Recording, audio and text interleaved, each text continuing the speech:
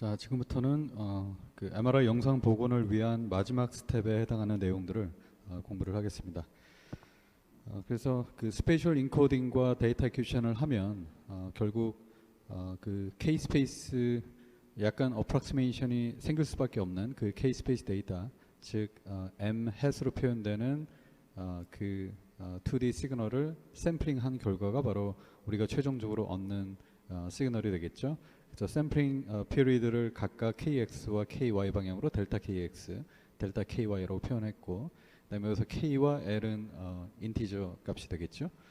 그래서 그렇게 샘플링을 하고 나면 결국 2D 어레이가 돼버리죠. 그래서 이 인티저 인덱스 KL을 그대로 따와서 이와 같이 K-스페이스 데이터를 나타내는 대문자 FKL로 정리를 할 수 있겠습니다. 그래서 그 샘플 개수를 KX 방향으로 NX라고 하고 KY 방향으로 NY라고 한다면 이 인덱스는 0에서 출발하는 노테이션을 따라가면 0에서 NX-1, 그다음에 요 L 두 번째 인덱스는 0에서 NY-1까지 변하겠네요. 그렇죠? 그래서 요 NX by NY 사이즈를 갖는 그 K-스페이스를 나타내는 2D 어레이를 인버스 DFT를 하면 역시 같은 사이즈, 즉 NX 곱하기 NY 크기의 그 이미지 도메인에서의 데이터가 얻어지겠네요. 그렇죠? 자, 그러면 그 인버스 DFT 후에 얻어지는 요 2D 어레이, 얘는 여전히 컴플렉스 밸류죠. 그러니까 애초에 K-스페이스 데이터도 컴플렉스 밸류였고, 그다음에 그거를 인버스 FFT 해서 얻은 이 스몰 f 값도 역시 컴플렉스 밸류겠죠. 그다음에 이게 바로 그 피지컬한 스페이스 도메인에서의 우리가 그 얻고 싶어 했던 트랜스버스 마그네타이제이션을 나타내는 MXY의 어프락시메이션이 되겠죠. 그렇죠? 그래서 요 인버스 DFT 후에 요 2D 어레이 FPQ를 피지컬한 그런 그 2D 스페이스 도메인에서의 의미로 해석을 한다면 햇이 있다는 것은 이 샤 펑션과 그다음에 싱크 펑션과의 컨볼루션 때문에 생긴 어프락시메이션 이란 얘기고, 그때 어떤 스페셜 레졸루션 델타 X를 정수배만큼 이동한 위치, 혹은 Y 방향으로는 Y 방향 스페셜 레졸루션 델타 Y만큼 Y 곱하기 Q만큼 이동한 위치에서의 이 M 햇을 의미한다라고 정리를 하면 되겠습니다. 그래서 지금 요 FPQ를 예를 들어 이런 식의 매트릭스를 표현을 한다면, 그래서 이게 FPQ예요. 그러면 요 P, Q에 해당하는 어떤 그 픽셀 값이 있겠죠. 혹은 어레이 값이 있겠죠. 이제 그거에 의미하는 바가 피지컬 도메인에서는 이게 M 햇의 X, Y죠. 그 값이 결국 요 M 햇의 어떤 박스를 나타내는데, 요때 요 X 방향의 폭이 스페셜 레졸루션 델타 X가 될 것이고, Y 방향의 요 폭이 델타 Y가 되겠죠. 그래서 각각 스페셜 레졸루션 델타 X, 델타 Y를 나타내고요. 그 다음에 요 피지컬 디멘전이 이제 바로 P 곱하기, 그러니까 요게 P, Q에 위치한 박스를 이었다면 P 곱하기 델타 X, 그 다음에 요게 Q 곱하기 델타 Y에 해당하는 그런 피지컬 디멘전이 되겠죠. 그렇죠? 자, 그래서 지금 요 스텝까지 하고 나면 이제 어떤 컴플렉스 밸류, 즉 MXY를 어프락시메이션 하는 그런 그 컴플렉스 밸류를 갖는 2D 어레이예요. 자, 그러면 최종적으로 영상으로 표현하기 위해서는 일단 이미지는 영상은 스칼라 밸류여야 하죠. 그죠? 그러니까 픽셀당 특정 숫자 하나만 집어넣어서 그걸 모아가지고 이제 이미지로 표현해 주는 거잖아요. 그럼 어떤 스칼라 밸류를 뽑아내야 하는가? 컴플렉스 밸류는 기본적으로 두 개의 스칼라 밸류를 포함하고 있잖아요. 그래서 그거를 리얼과 이미지너리로 나눠 생각할 수도 있지만 여전히 매그니튜드와 페이지로 나눠서 생각하는 게 더 그 큰 의미가 있겠습니다. 그래서 answer는 그거에 대한 질문의 answer는 대부분의 경우 그 magnitude 혹은 absolute value를 이미지로 나타냅니다. 그래서 대부분은 그렇고 아주 적은 숫자의 어플리케이션에서는 phase information이 더 중요한 경우도 있는데 사실 요거는 우리가 그 첫 강의 때 그 여러 가지 MR 어플리케이션을 얘기를 할 때 기억나는지 모르겠지만 flow quantification이라는 어플리케이션이 있었죠. 그죠? 혹은 뭐 velocity, 그죠? 그래서 마이너리 스핀들이 어떤 속도로 움직이는가를 그야말로 centimeter per second이라는 그런 피지컬 유닛을 갖는 그 퀀터테이티브한 그런 매핑이 가능했었죠. 그래서 이 어플리케이션에서는 바로 이 페이지 인포메이션이 이 속도로 이렇게 매핑이 되는 그런 원리를 사용하기 때문에 대표적인 페이지를 이용하는 어플리케이션이라고 할 수 있겠습니다. 그거 말고도 몇 개 더 있고요. 하지만 여전히 훨씬 더 많은 숫자의 어플리케이션에서는 마지막으로 영상으로 나타내는 값이 바로 우리가 최종적으로 얻는 컴플렉스 밸류의 매그니튜드라는 걸 기억했으면 좋겠습니다. 자, 이제 인비보 example 이미지를 좀 볼까요? 그래서 이 왼쪽에 나와 있는 게 그 K-스페이스 데이터를 나타내고요. 그래서 이 가운데가 이제 K-스페이스 원점이라고 생각을 하면 되겠습니다.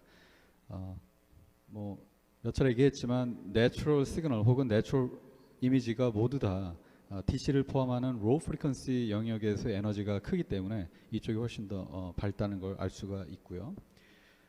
그래서 지금 사실 여기서의 샘플링 인터벌 델타 KX, 델타 KY가 정말 리얼리스틱하진 않은데 그냥 스키매틱으로 표현하다 보니까 좀 크게 그려져 있고요. 그래서 이러한 샘플링 패턴을 가지고 우리가 K-스페이스 데이터를 디스크리트하게 얻은 다음에 그거를 인버스 DFT를 한 결과가 이와 같고요. 좀 전에 얘기했지만 지금 이 그림은 인버스 DFT 결과인 즉 복소수를 매그니튜드만 떼와서 영상으로 표현한 겁니다.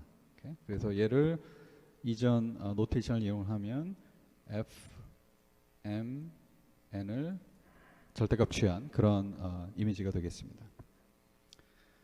그 다음에 굳이 페이지를 보겠다면 이제 이런 식으로 표현할 수 있겠어요. 그래서 이게 이제 페이지를 영상으로 표현한 건데 예를 들어 페이지 F, M, N이라고 얘기할 수 있겠네요.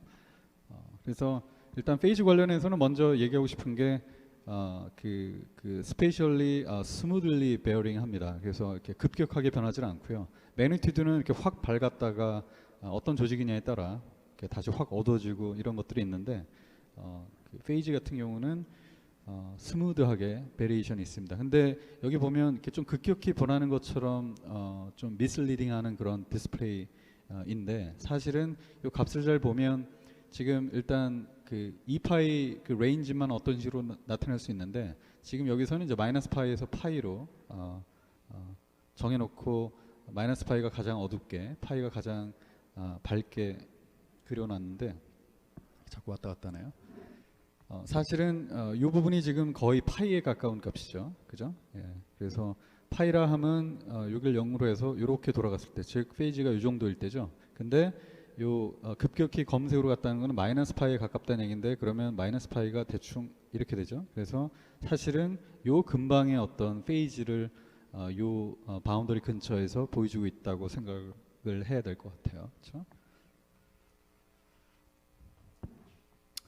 그 다음에 마지막으로 얘기하고 싶은 거는 인제는 여러분들이 이렇게 매그니튜드 이미지와 그죠? 매그니튜드 이미지와 페이지 이미지를 딱 보면 이제는 우리가 그 스핀 레벨에서 그 원리를 이미징 원리를 쭉 배워왔기 때문에 그러면 특정 박스에서의 매그니튜드 값과 페이지 값을 알면 바로 그 값이 그 컴플렉스 밸류가 어프락시메이트 하는 MXY 즉 트랜스버스 마그네타이제이션이 대충 이렇게 있겠구나라고 상상할 수 있어야 됩니다.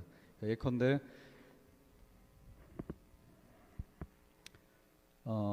예를 들어 한 여기를 한번 볼까요? 예, 굉장히 밝죠. 예, 밝다는 얘기는 매그니튜드 값이 크다는 얘기죠.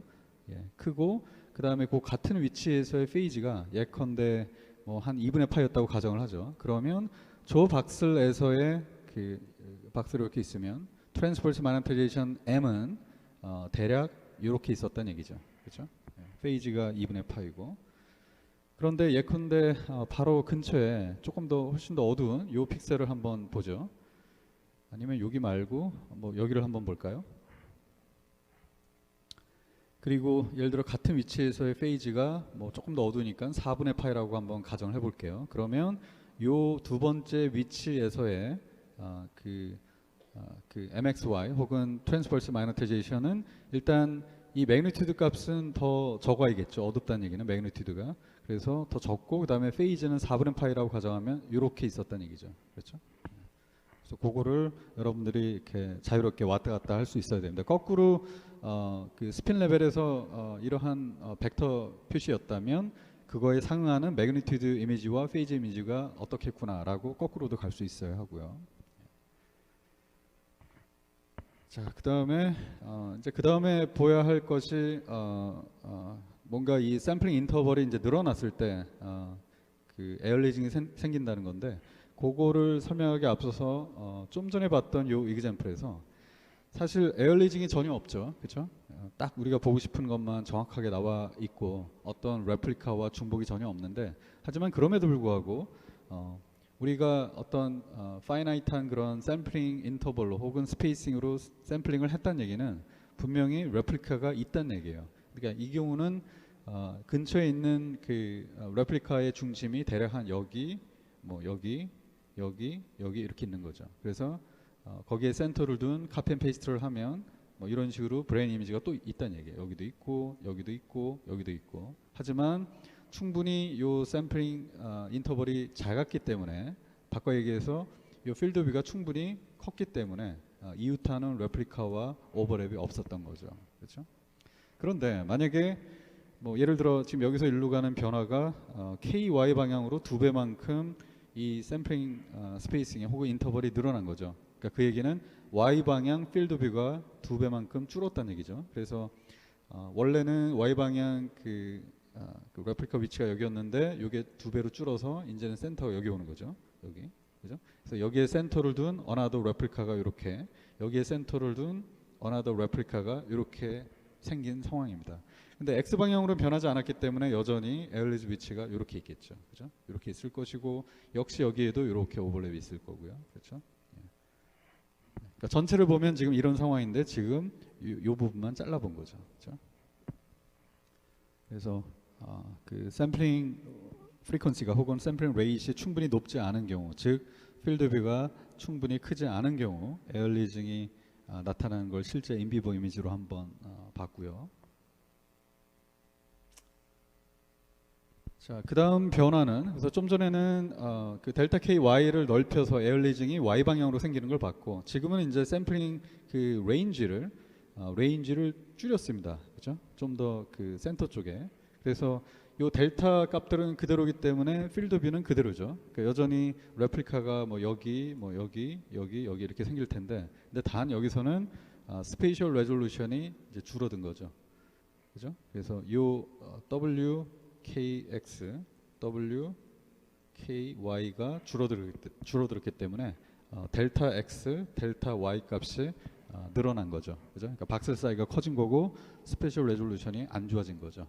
그래서 이게 종종 스페셜 레졸루션 얘기할 때 좀 헷갈릴 만한 게, 델타 값이 이제 커지면 스페셜 레졸루션이 안 좋아지는 거죠. 안 좋아지는 건데, 그거를 줄어들었다라고 얘기하면 이 박스 사이즈는 또 줄어든 것처럼 여겨지는데, 그래서 그거를 좀 헷갈리는 거를 방지하기 위해서 델타 KX 값, 델타 X 값이 작다 크다 혹은 스페셜 레졸루션이 좋아졌다 나빠졌다라고 좀 분리해서 표현을 하는 게 좋겠습니다. 그래서 확실히 눈에 그 확인이 되듯이 이거에 비해서 좀 더 레졸루션이 떨어져서 좀 블러리한, 그죠? 그러니까 좀 더 그 파인한 그런 디테일들을 보기가 더 힘들어졌죠. 그렇죠?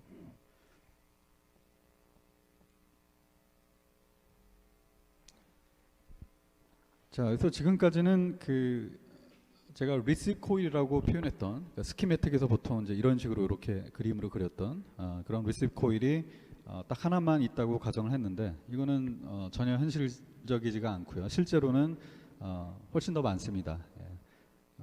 이게 점점 숫자가 늘어나는 추세인데 이게 늘어나면 그 SNR 즉 Signal to Noise Ratio 우리말로 신호 대 잡음비죠. 그러니까 쉽게 얘기하면 그 시그널 스트렝스가 커져서 덜 노이즈해진다는 그런 얘기가 되겠습니다. 그래서 그러한 장점이 있기 때문에 이 코일 개수가 점점 늘어나는 추세이고요. 이미 예전에 봤던 그 몇 가지 다른 형태의 리시브 코일을 지금 다시 보고 있는데 예컨대 이런 헤드 코일, 머리를 이미징하기 위한 이런 헤드 코일에는 뭐 이런 식으로 이제 안에 여러 개의 그 리시브 코일이 이렇게 있는 거고요. 뭐 얘는 이미 모양이 보이죠. 여기 있고 여기 있고 여기 있고 여기 있고 얘도 마찬가지고 이런 식으로 실제로는 여러 개가 있습니다. 그런데 어떤 스핀들의 디스트리뷰션이 이렇게 있을 때 코일이 예를 들어 여기 있다 그러면 아무래도 얘는 요 가까운 그 마인드릭 스핀들에 더 센시티브 하겠죠. 그죠? 그래서 아무래도 좀 더 웨이팅, 스페셜 웨이팅이 가까운 데 있는 쪽에 좀 더 커지게 됩니다. 즉 다른 코일 엘리먼트별로 다른 어떤 스페셜 센시티비티를 갖기 때문에 그거를 좀 고려해야 되는 그런 추가적인 스텝이 필요로 합니다.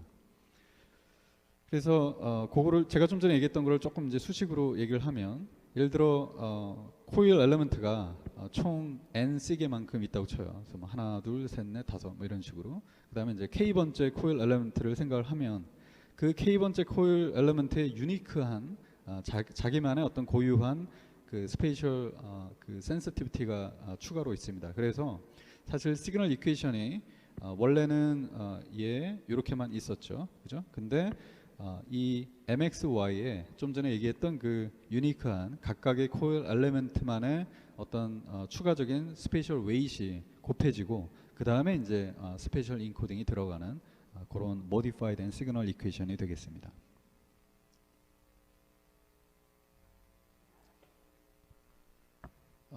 여기 조금 그 버전 문제 때문에 좀 폰트가 깨졌네요. 그래서 여기 다 해수로 바뀌어야 되고요. 그래서 좀 전에 그 피지컬 스페이스 상에서의 그런 스페셜 웨이트이 추가로 들어간다는 거를 이해를 하면 결국 그 최종적으로 우리가 얻는 즉 k 번째 코일 엘리먼트로부터 얻게 되는 요 최종 이미지, 그죠? 2D array 그게 바로 여전히 이쪽은 똑같고 그 샤 펑션과 싱크 펑션 간의 컨볼루션 때문에 생기는 디스토션은 그대로 있는데 그 이전에 원래 그 아이디얼한 MXY의 추가적인 스페셜 웨이트 SK가 곱해진다라는 게 이제 추가되겠죠. 그래서 그 실제 인비보 이미지 그 이그젬플이 여기 나와 있는데 여기서는 이제 코일 엘리먼트 개수가 8개라고 가정을 한 거죠. 그래서 뭐 예컨대 원래 MXY는 유니폼하게 밝은 어떤 브레인이어야 되는데 그러니까 스핀 레벨에서는 그렇다는 얘기예요. 그렇죠? 그런데 지금 요 첫 번째 이미지 같은 경우는 아마도 코일이 요쪽에 좀 더 가까워서 요쪽이 좀 더 밝죠. 여기보다. 그렇죠?